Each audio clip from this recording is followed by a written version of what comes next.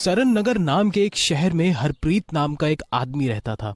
हरप्रीत एक कपड़ा व्यापारी था जिसकी शहर की सबसे जानी मानी बाजार गुमटी बाजार में दुकान थी। हरप्रीत के परिवार में उसके पिता सरबजीत, माँ अर्चना, बीवी अंतरा और एक बेटा नवजोत था। भगवान ने हरप्रीत को सारी खुशियां दी थी जो एक साधारण आदमी चाहता है, एक अच्छी बीवी, एक अच्छा कमाई का जरिया और अपनी गाड़ी। लेकिन इन सब के बीच हरप्रीत के पास बस एक चीज की कमी थी और वो था एक अच्छा घर। हरप्रीत ने अपने घर के लिए बहुत पैसा जोड़ कर रखा था, लेकिन इसके बावजूद वो रिहायशी इलाके में घर नहीं ले पा रहा था, जिसका कारण उसकी बीवी के नखरे थे। देखो जी, मेरी एक गल सुन लो। मैं नहीं रहना किसी रिहायशी इलाके में। मैनू तुसी ऐसी जगह घर दिला दो जिसके आसपास खूब मार्केट हो, ताकि मैं रोज आराम से शॉपिंग करने जा सकूं। तुसी सुन रहे हो कि नहीं? अरे हाँ मेरी चंगेज खान, तुहाडी सब गल्ला मैं समझ गया। अरे ओ अंतु, एक बारी मेरी गल भी सुन ले। बोलिए जी, क्या बोलना है?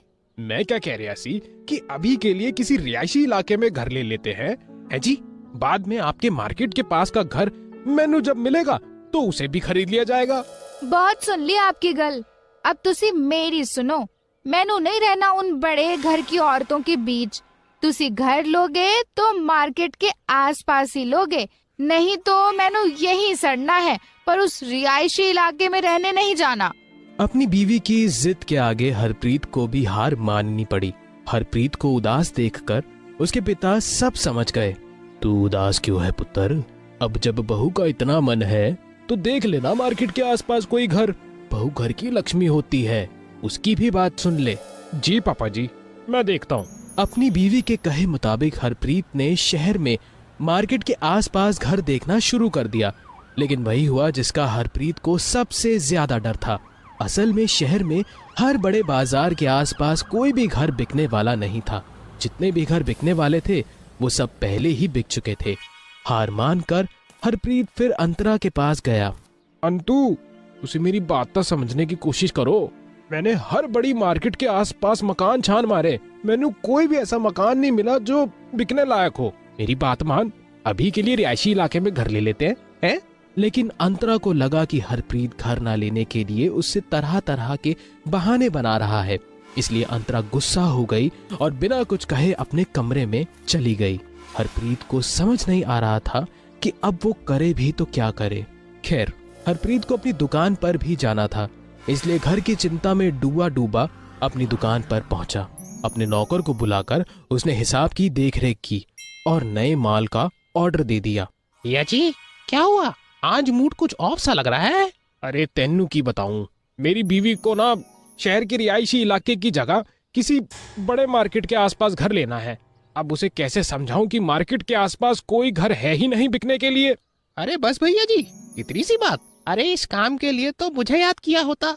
अच्छा, तू क्या कोई मकान जेब में लेके घूम रहा है क्या? मैनू ज्ञान दे रहा है? अरे भैया जी, बात तो समझो।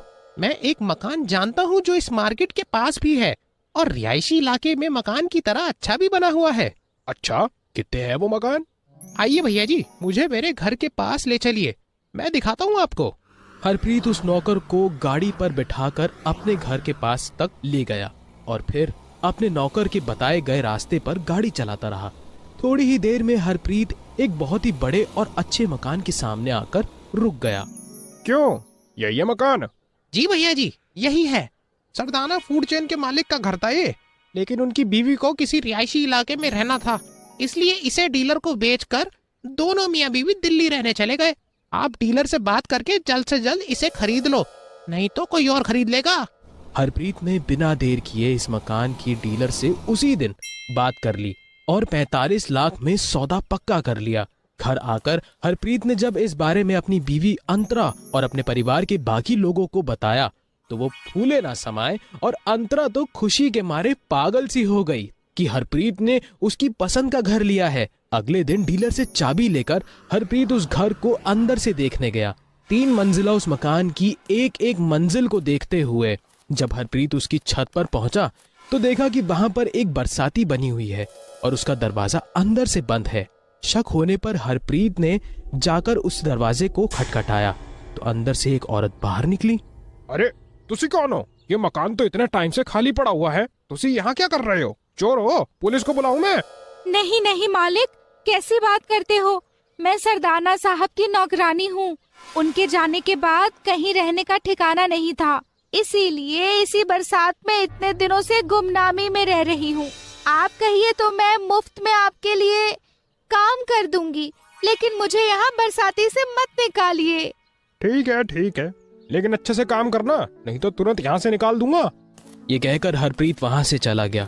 कुछ ही दिनों में अपने पूरे परिवार के साथ हरप्रीत उस मकान में शिफ्ट हो गया। हरप्रीत ने उस नौकरानी को भी घर के सभी सदस्यों से मिलवाया।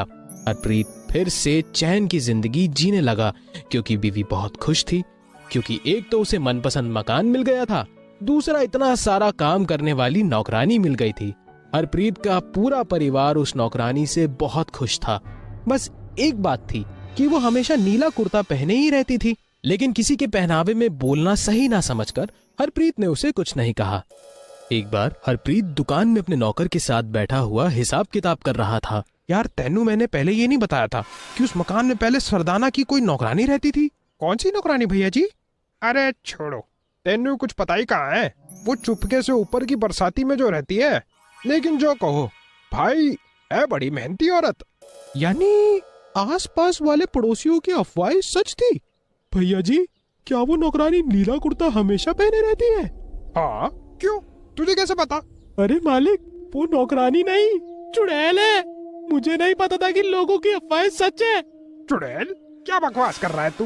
भैया जी, कहते हैं कि सरदाना की एक नौकरानी, जिसका उसने बरसाती में रेप करके उसे उस मकान में ही दफना दिया था, लेकिन मरने के बाद वो चुड़ैल बनकर आई और उसने सरदाना के बेटे को मार दिया, जिसके डर से ही सरदाना यहाँ से भाग गया। मुझे नहीं पता था कि लोगों की कहानियां सच है, इसलिए मैंने आपको इस बारे में नहीं